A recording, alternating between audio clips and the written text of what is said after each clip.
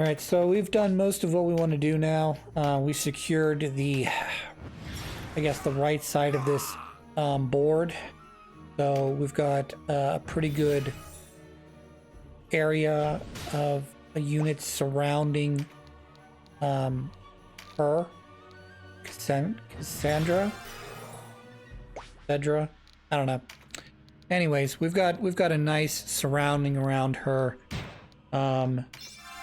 The only people I gotta worry about is well, there's a skeleton down below. Why would the resistance come to my aid? We couldn't leave you to that fate, whoever you may be. Now, go while there's still time. I can't leave. I have to see this finished. So, as you probably saw at the end of the last episode, the mission went from defeat Nibeth over to wipe out all the enemies on the board. Which is fair. I would imagine, you know, they can't guarantee that you've taken out all the other necromancers at this point. You're not really sure who exactly is linked to them. And even if Nibeth flies off, he could still be linked to all these zombies. So you can kind of understand why you would need to finish them all off.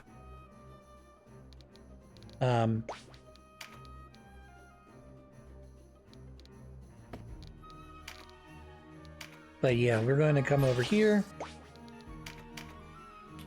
She did a pretty good job of healing herself. You take a look around what's left. There's a Dark Knight, a Berserker, a regular Knight, a Soldier, a Skeleton, Hawk Dude here. And then you have, you've got Zombie Vice, Zombie Hector to worry about.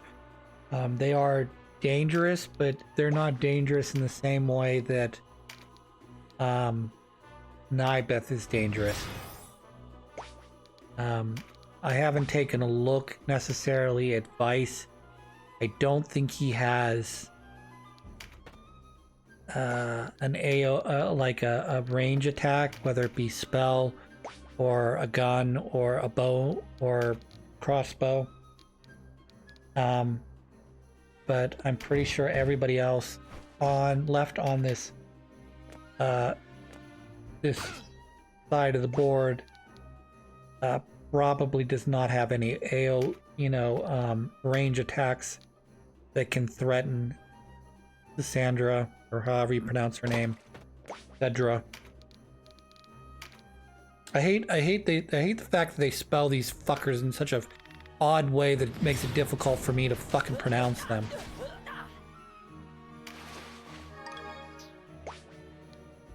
Katua.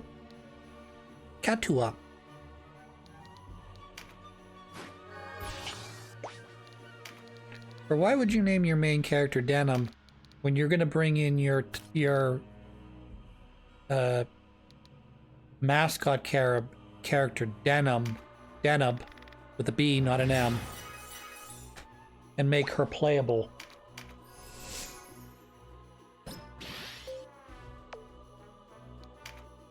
That guy's name's... I know I've complained about this before, but like, Diedrich? You spell the Diedrich like that?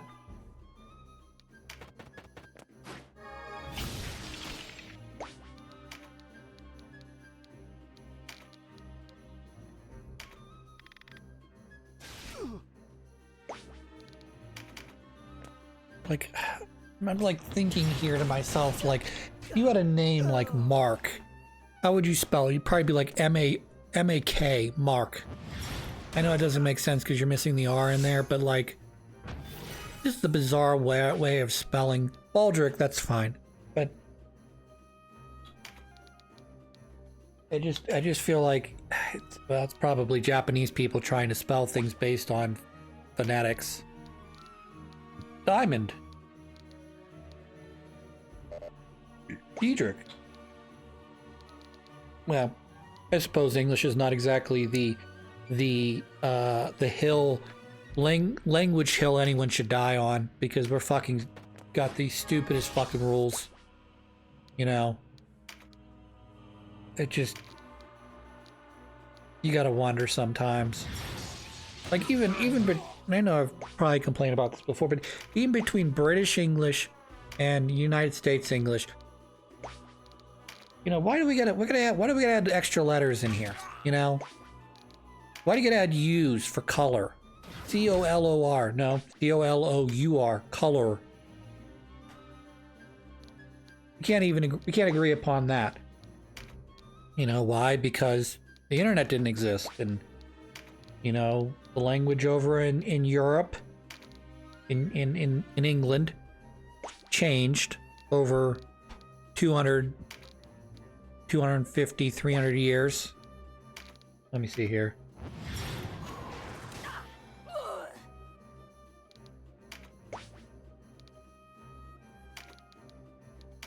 Yeah, about 250, 300 years.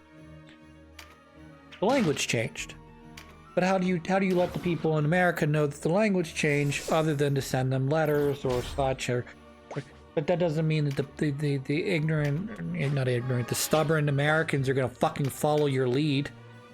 So then you have differences in spelling. You have differences in the way the dialect developed, and you know.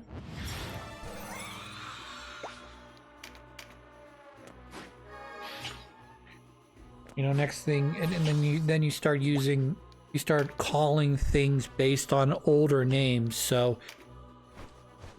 you know, what is this thing that goes down the tracks? It's not called a car, as we do in the United States. We call it like a train car, or a box car, or a passenger car. We call it a buggy, not a buggy. What's the carriage? We call it a carriage. Why? Because back in the day, you'd have horse-drawn carriages, and now you have an a locomotive-drawn carriage. What is this? It's not a flashlight. It's a torch. Why? Because we had torches. Do you have torches in America? Yes, you had torches in America, but I mean, in terms of what should we call this? We should call it a flashlight. Nope, we should call it a torch. What should we call this? We should call this, we should call it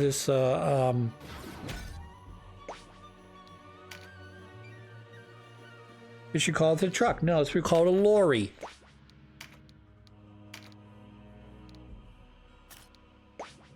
Same language. Speak the same fucking language. Generally, I can understand what they're talking about 90% of the time. Maybe even more. Maybe like 98% of the time. But every so often, you got to throw in a spelling. You got to throw in when you're reading, that is, you throw a spelling in while you're reading and going, why does it say color with a U?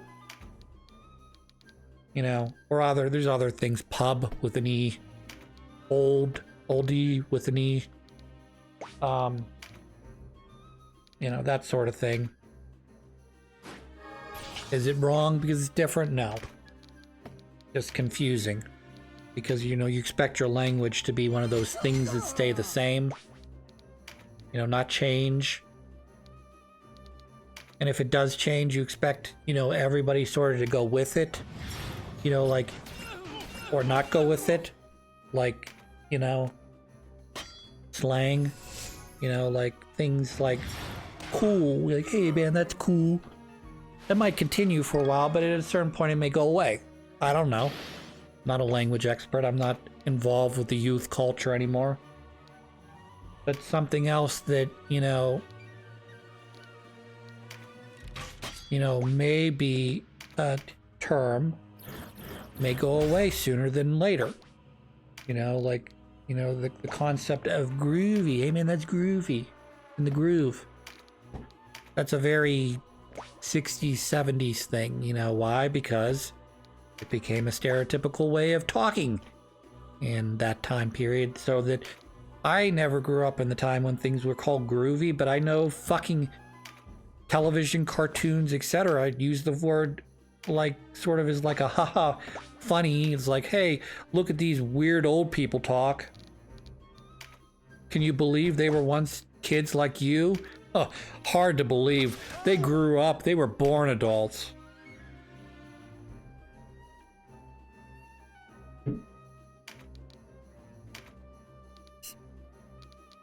So, a couple episodes ago I mentioned in these types of battles with undead, I like to bring Kashua, another healer, usually Donalto, because I have him aligned to Holy now, which makes his spells, I think, stronger.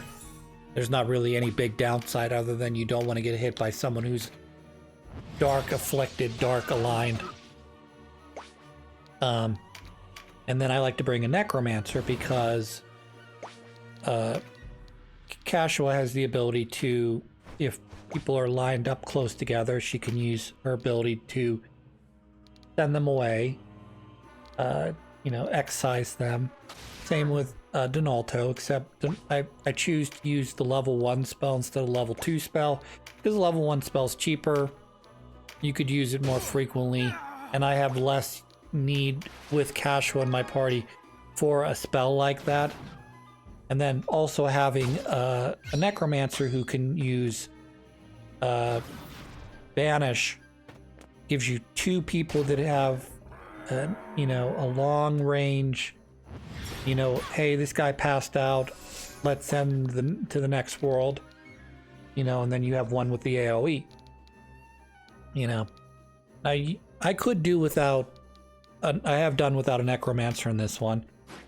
You do have to sort of prioritize your Donalto on being almost exclusively, excising people. Though I guess at this point with, where we're at in the battle, Kashua's doing a pretty good job of filling in the gap between Donalto turns.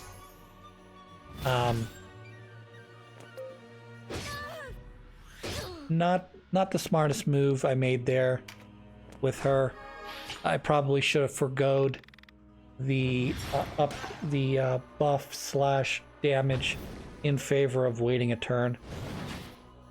Again, this octopus proved to be absolutely worthless to me, and not because he just fired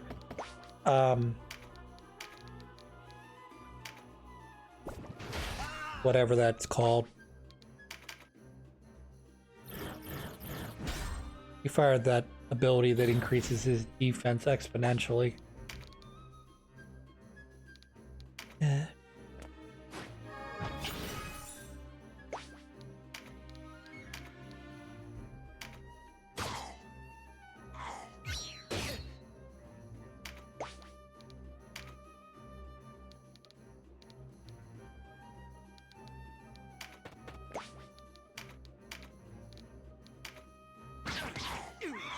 Worth it.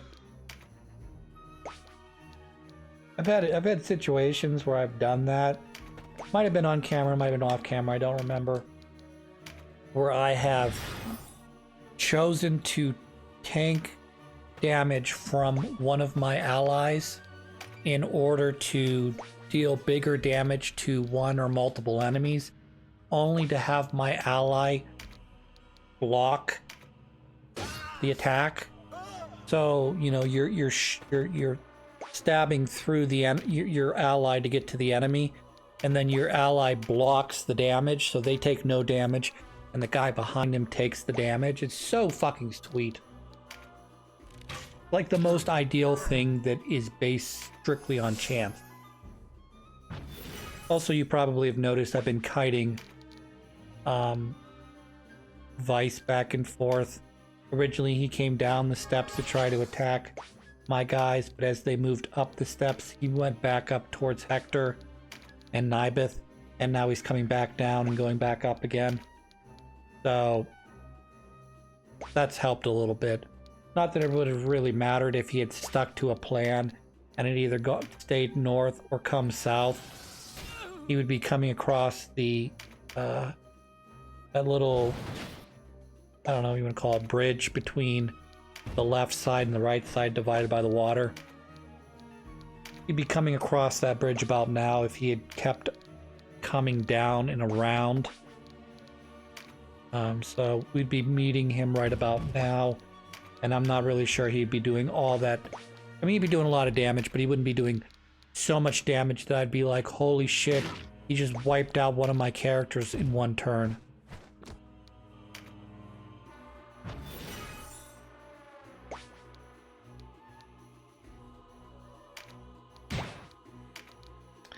And the nice thing about this is because the river or the little stream going through the town is 2 blocks wide, you don't have to, well, you don't have to worry about them jumping over the river. If it was 1 block wide, they could easily jump. If they had the movement points, they could jump over the river onto the other side. Stream, creek, whatever you want to call it.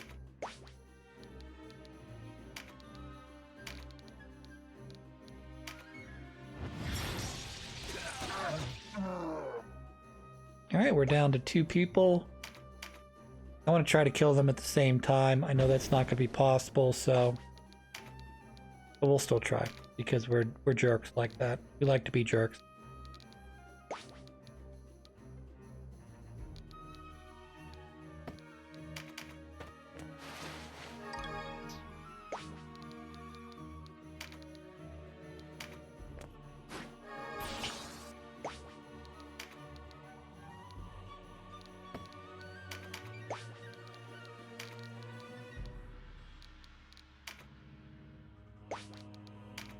Remember a guidebook saying, hey, you know, you're not gonna really want to sell any equipment that you get off, because you can always use that for other characters to equip them. But I don't know if it's because I went down to the Palace of the Dead, or I've played too much of this game. It's certainly not from training battles, because I don't think you get anything from practice battles other than experience. I mean, you don't get materials, is what I'm trying to say. Well, long story short, I have an abundance of certain armor types, particularly the shorts that you generally put on your mages, at least early in the game. Whatever they call them, linen shorts. I had such an abundance of them. Mind you, I've upgraded most of my mages out of those into something that's either like a longer, better pants, or they're using some sort of shoes that give them better stats, or whatever the story is, okay? Long story short, I had so many linen shorts that I sold 50 of them and still had 50 left over. And that's just one example. Now weapons, that's a little bit more complicated.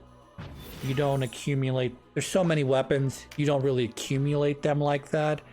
But between the linen shorts, the armors, you know, the other leg stuff, you know, legs, arms, head, legs, arms, chest. Between those 4, you will end up with an abundance of any armor type. And yeah, you can choose to take those, give them to the guys, upgrade their armor, upgrade their stuff, etc. Or take the +0 items, give them +1, and then give those to your. But after a while, you end up with such an excess of that armor stuff that it's like,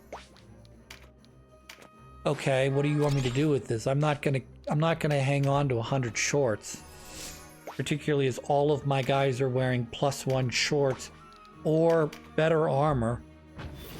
I'm just gonna sell it. I'll leave myself an abundance of it in case for some reason the game decides that, you know, there's a cutscene where you lose all of your armor that's not currently equipped. Not gonna happen, but let's say that exists somewhere in the game. You know, I still have an abundance of it. You know?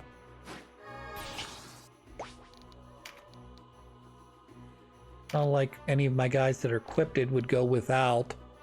I mean, it would suck, obviously, if all of my equipped armor and spells and weapons, particularly the weapons, went away. You know? But I could recuperate with what I have as spares in my box. Bye-bye. Oh, not quite. Little short. Still short. That's okay. I was hoping that Cashwell would cast this judgment spell level 3 Judgment Spell and take them both out. Unfortunately, I'm pretty sure Hector's HP is too high, and I can't reach. That's the other thing, I can't reach. So yeah, Hector wouldn't have died, and I couldn't reach there anyways. Octopuses are worthless. Oh boy, look at that 22. A lot of damage that octopus just did. In the water, no less. My head. Why am I not me? This is your doing. You must pay. Vice, I would help you if I could. Believe me.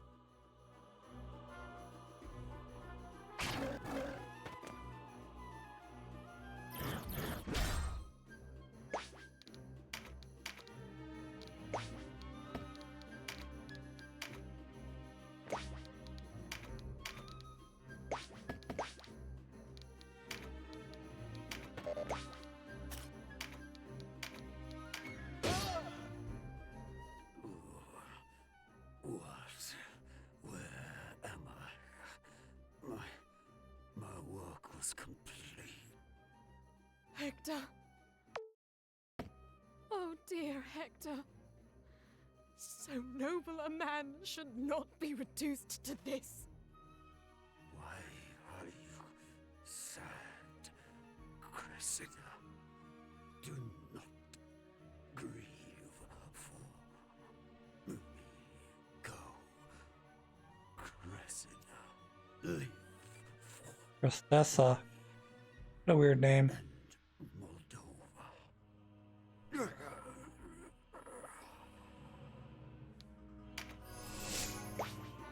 Alright, well this is going to be the it for you as well. I'm just going to heal you and you're going to die.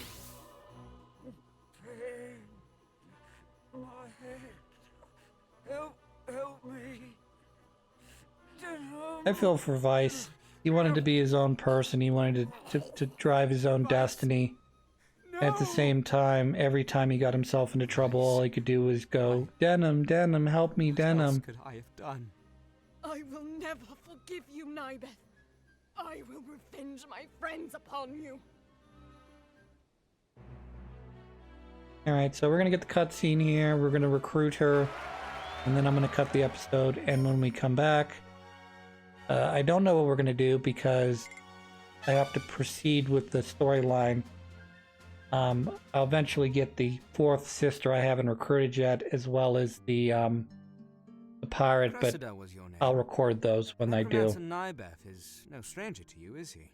No, he is no stranger. He is my father, and I am his disciple. You practice necromancy. You mean to say that I defile the bodies and souls of the departed? Until today, I might have said no. What I do is for the benefit of my people. Thus, I truly believed I was wrong. Where I thought we ushered in happiness, I find only horror and despair. My father insists it's because his research is incomplete. But how can any good come from such evil? He merely inflicts pain on those who deserve peace. Can there be no rest for those he has raised? Even should they kill every man who ever wronged them, those who return with hatred in place of their soul will never know peace. There is no past for them, no future. They live forever in the moment of their own death. I may not believe in the dream of divine salvation, but this is a nightmare. I am guilty for tying them to this twisted mockery of a life. I have no words to express my remorse.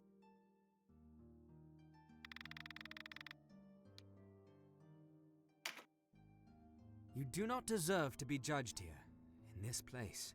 Necromancy is a dark art, but you know this now. Instead, I would judge Nibeth, who shows none of your repentance. If you would stop him, perhaps you can help us. You? murdered my mother and sister. But no, I will put that aside until until Nibeth is slain. I will help you.